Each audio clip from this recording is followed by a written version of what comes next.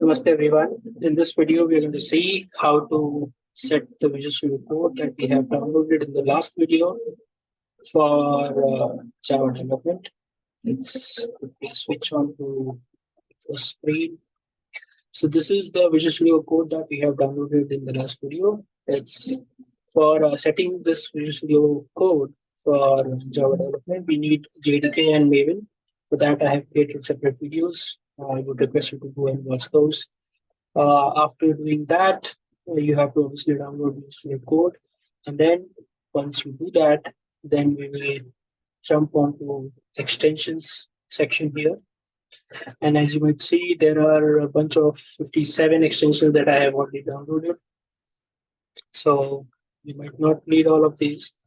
So all we have to do in order to set this up for Java development is go to extensions and type Java.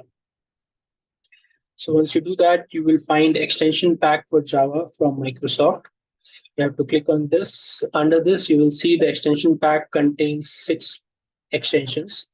And these are those 6 extensions which are there. So we just need this extension to be present in Visual Studio Code for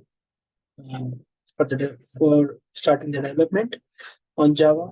So we're just going to install this. Currently, you can see it is installed, hence it is showing uninstall here. Okay, so for you, it will show install. And once you install that, it will install all these 6 extensions for you. So it might take some time for completing the entire installation process.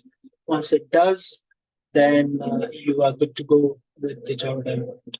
That's it for this video, guys. I hope you got the context.